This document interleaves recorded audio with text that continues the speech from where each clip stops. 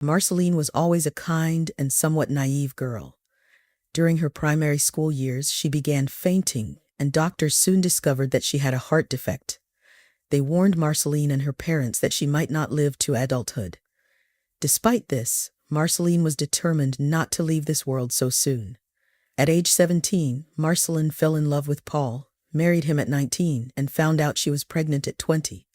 Doctors categorically forbade her from giving birth, warning her of the risks to both her and the child. "Do you understand what a risk this is? Both you and the child can die," frowned the obstetrician-gynecologist, urging Marceline to stop the pregnancy. When a woman carries a child, her heart and blood vessels experience tremendous stress. Only a healthy body can cope with it, not yours. But Marceline couldn't imagine getting rid of her beloved child, even though her husband discouraged her from taking such a step. He was worried about his wife, but the young woman was determined. As predicted, Marceline's pregnancy was difficult and she gave birth prematurely. Doctors had to bring her back from the brink of death, but the son was born healthy. Soon Marceline recovered. From that moment, their small family was happy, until one fateful incident. That evening, Marceline was waiting for her husband and son to come home. Paul was supposed to pick up their child from the football session, where he went after school. Marceline was humming a pop song that got stuck in her head like an old record. She was setting the table, anticipating a family dinner. It was Friday, so it was their tradition. After dinner, they usually played board games. Marceline looked at the clock for the 5th time.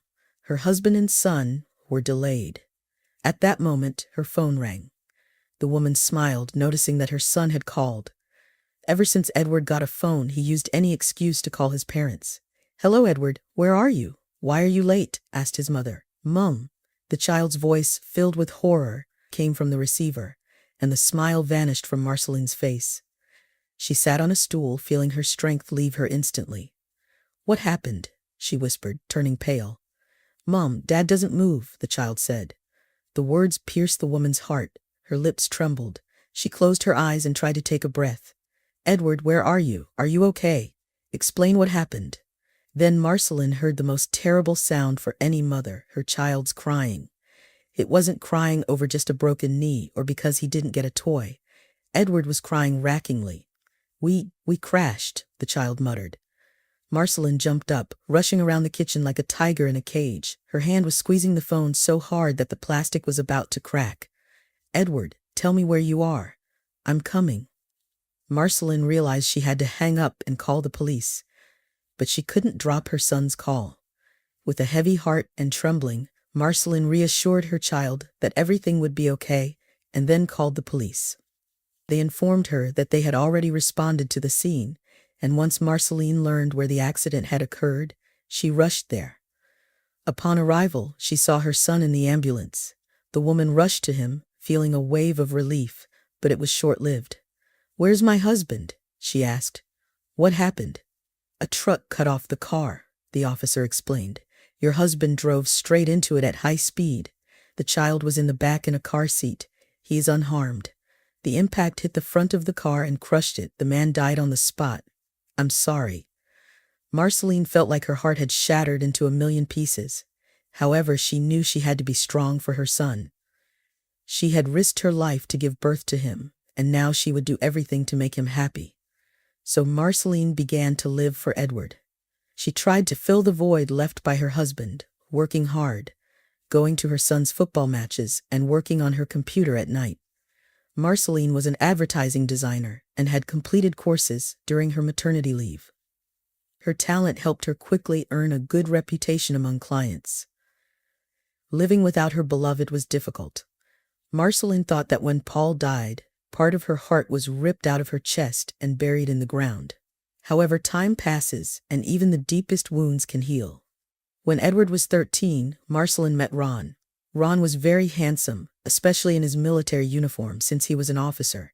Many years ago, Ron came to the city from the village, enrolled in a military school, and was assigned to the town where Marceline and Edward lived. The future spouses were introduced by mutual friends. Ron immediately fell in love with the modest, sweet Marceline. At first, the woman gently rejected his advances, until her friend tried to talk sense into her. "What's wrong with you, Marceline? Have you gone crazy? Ron is an eligible groom. He has a good job, and you're alone, turning your nose up at such a man. Who else will take you with your boy? Your husband has been dead for a long time. It's time to take off the widow's dress." Marceline was surprised and even offended. "I'm not saying that Ron is bad, it's just not interesting to me. You're a fool, Marceline. We just want what's best for you." Her friend retorted, not expecting resistance. "Think for yourself. Edward also needs a male authority figure. You yourself said that he's thinking about a military school. That's what he needs, a stepfather like Ron." It's unclear what tipped the scales of doubt, the words of Marceline's friends or Ron's courtship, but soon she agreed to go on a date with him. One date led to another, then the third. Ron seemed like a simple, kind person, and his soul was open. "If I stayed in my village, I would have definitely drunk myself to death." Ron confessed honestly. "There's nothing to do there, only drinking. There is no work at all, and I have a bad inheritance. My father was a heavy drinker." Time passed, and Ron quickly found a common language with Marceline's son. They often went out together into nature, to the movies, and to football matches. Gradually, Marceline became attached to Ron. It wasn't the same love she had had for her late husband, but the feelings were sincere and tender. Ron, on the other hand, was head over heels in love with Marceline. Sometimes he acted like a schoolboy in love, showering her with flowers stolen from someone's flower bed, singing songs under her window with his guitar, so the annoyance of their neighbors. At night, he wrote her name on the pavement so she could see his artwork from the window in the morning. After a year, Ron found out he was being transferred to a new duty station. So without hesitation, he got down on one knee and proposed to Marceline. "I want to take you and Edward with me," he said, looking into Marceline's eyes. "I can't live without you." Marceline consulted her son because she couldn't make such a decision alone. After all, relocation and a new school could be a tough challenge for a teenager. However, kind-hearted Edward just hugged his mum and congratulated her. "Of course, Mum, say yes," Edward confidently nodded. "Ron cherishes you. I want you to be happy. Besides, I like him too." But before saying the coveted yes, Marceline sat opposite her fiancé to talk seriously. "I won't be able to give you a child," the woman admitted. "Firstly, I am no longer young, and secondly, I was forbidden to give birth even to my first one. Nowadays, everything seems not so scary, but I remember how I suffered during pregnancy and childbirth. I could die." Ron kissed her hands. "We have Edward, so I will have an heir after all," he smiled. "Trust me, everything will be fine." His words melted the woman's heart. She was tired of being alone, carrying everything on her shoulders like a pack horse. Of course, Edward helped her. He was a wonderful son. However, sometimes she just wanted to lean on a man's shoulder. So Marceline agreed. At first, everything went great, except that Ron drank more often on his new duty station. He usually drank with his military mates and came home swaying. Invariably, he brought his wife a bouquet of flowers so she wouldn't scold him, and explained his condition with various reasons. Someone's birthday, promotion, or his own promotion. Marceline understood that her husband's service was very stressful and never scolded him. After all, he didn't drink and rage at home, so why get upset or angry? Family problems began later. When Edward turned 15, he became a copy of his father. When Ron's family was invited to a colleague's anniversary party, one of the wives managed to make an inappropriate joke, not realizing what wound in Ron's heart she had opened. "I wonder who your son takes after. Such a handsome man turned out. He looks like a Hollywood star, not your breed at all," she announced in a loud voice and winked at Ron. The man joked then, but for the whole evening, he was gloomy and thoughtful. After that incident, something changed within him. He had only just realized that he was raising someone else's son and did not have a child of his own. He started arguing with his wife, constantly reproaching her for not wanting to have a child with him, and persuading her to take this step. "Tell me, don't you love me?" Ron would say. "Do you really value your dead husband more than me? I'm alive, Marceline, and I love you. I cherish you. And what you? I warned you that it's dangerous for my health. Women should give birth before 30, and with my heart it's not recommended to have a child at all. But you gave birth to Edward. Was it because you loved your first husband more? Huh? Everyone might be laughing at me now. I'm raising someone else's son. Time passed, and Ron would either argue with his wife or try to persuade her with kind words. He would tell her how much he dreamed of having a child and how happy she would make him. In the end, Marceline gave in. When Marceline became pregnant again, she went to the doctor after the 3rd month, fearing that she would be forced to terminate it. The pregnancy went smoothly, which surprised Marceline. There weren't even any surprises like morning sickness or swollen legs. By the 9th month, Marceline had calmed down, preparing to meet her daughter. However, it turned out that the easy path can lead to the abyss, while climbing through thorns can lead to stars. Marceline did not survive the birth and complications arose. The doctors couldn't save her. However, the baby survived. She was a little girl, small and fragile, like a delicate butterfly. She was named Lucy, as her mother had said before she passed away. Unfortunately for Lucy, she lost not only her mother, but also her father on the day of her birth. Ron, having lost his beloved wife, began to search for someone to blame for her death. Deep down, he knew he was to blame for everything, but he couldn't admit it. At first, he blamed the doctors and demanded a trial, but there were no medical errors.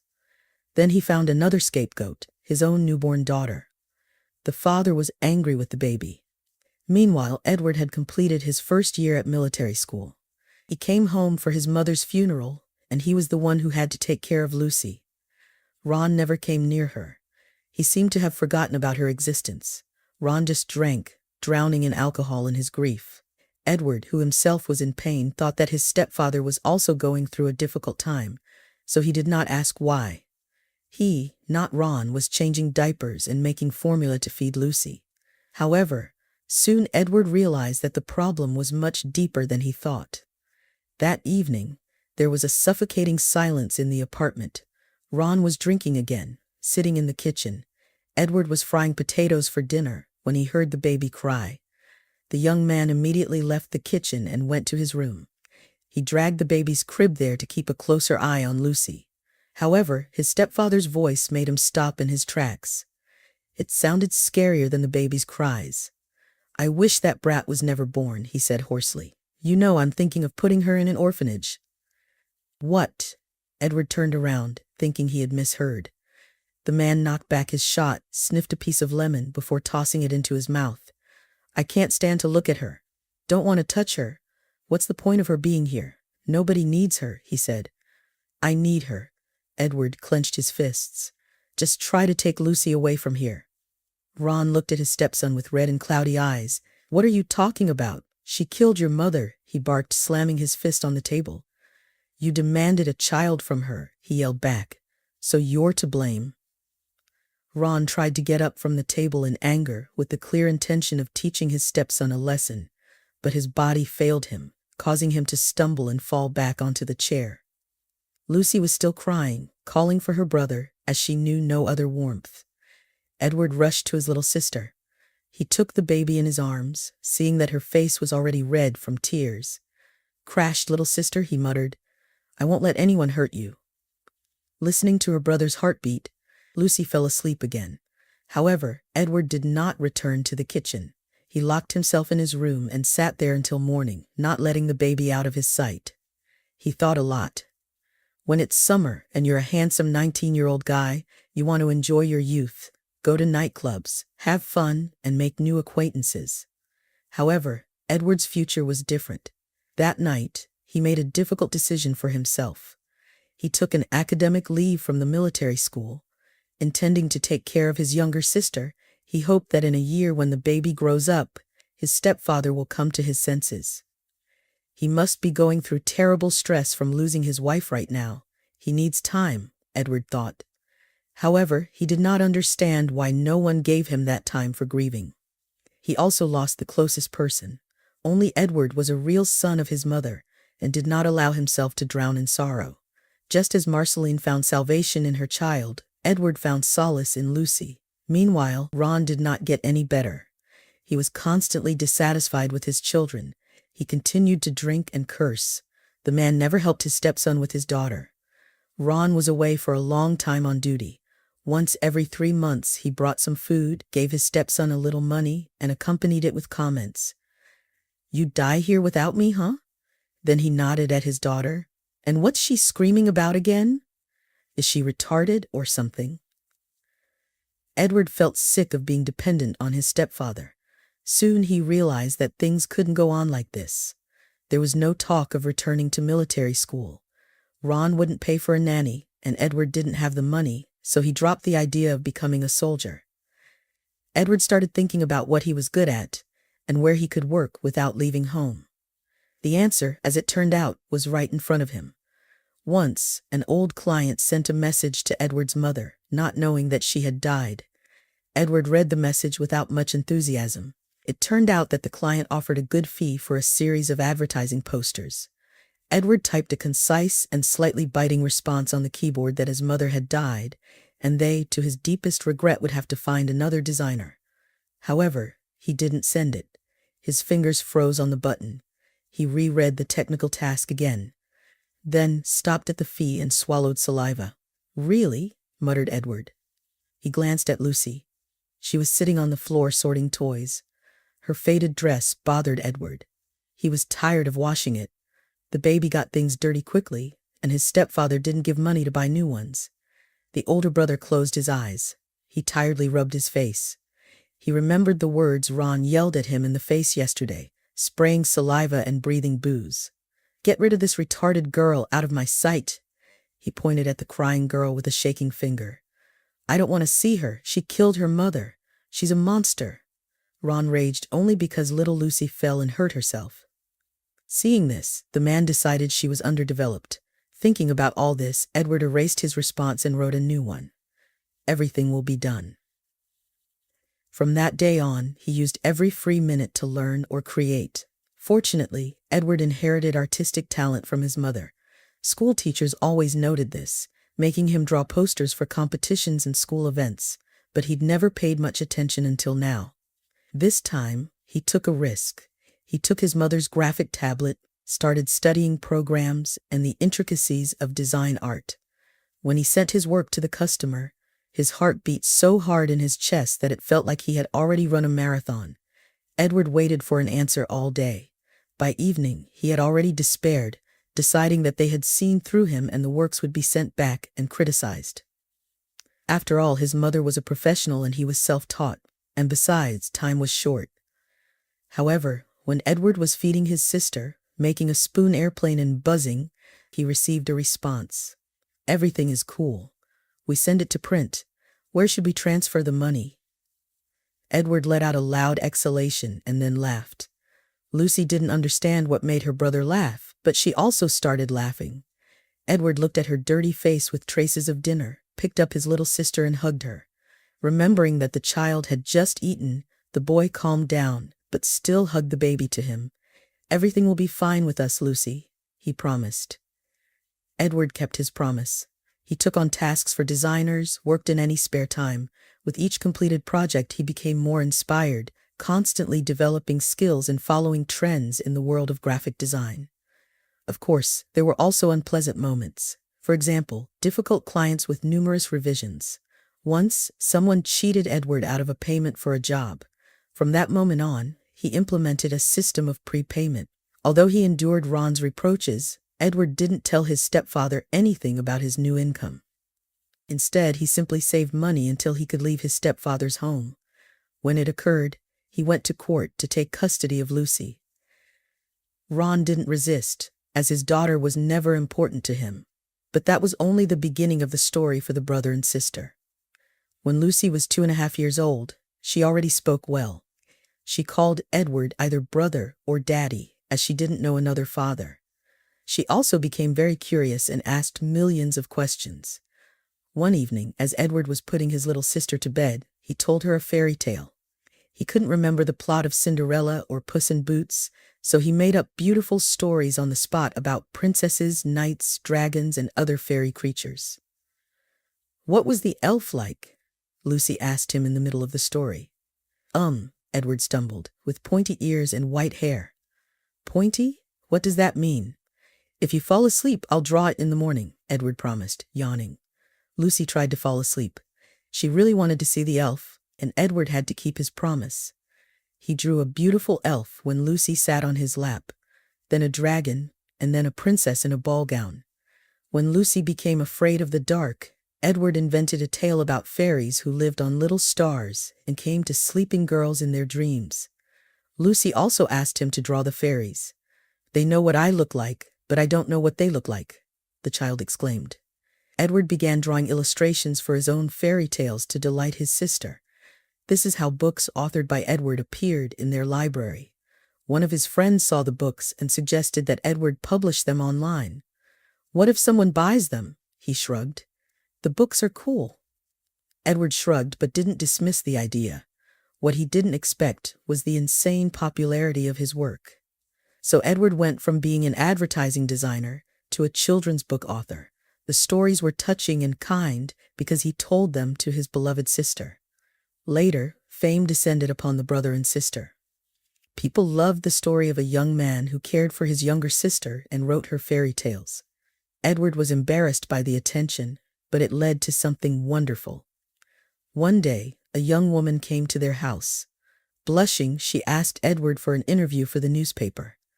Her name was Maggie. She was a student on an internship. She was told to take an interview of anyone worthy of admiration. She chose Edward as she was subscribed to his social media account and even bought his books. She asked him to sign them. "Do you have brothers or sisters?" Edward asked. "No," the girl blushed, and then looked at him slyly. "Maybe I'm also afraid to sleep alone in the dark. Do you have any advice for adult girls?" Later, Maggie confessed that she was embarrassed by her silly flirting. She had no experience of communicating with men, and Edward really wanted to impress her, so she blurted out something she read in a woman's magazine. However, it was precisely the fact that Megan blushed to the roots of her hair and flirted with Edward that made him laugh. 2 years later, Maggie became his fiancée and later his wife. Meanwhile, Lucy grew up as a happy child who knew no sorrow. Although she didn't have parents, her brother replaced them all. He sacrificed a lot just to make her smile. A child's smile is worth all the treasure of this world. At least, that's what Edward thought, and fate rewarded him in the end.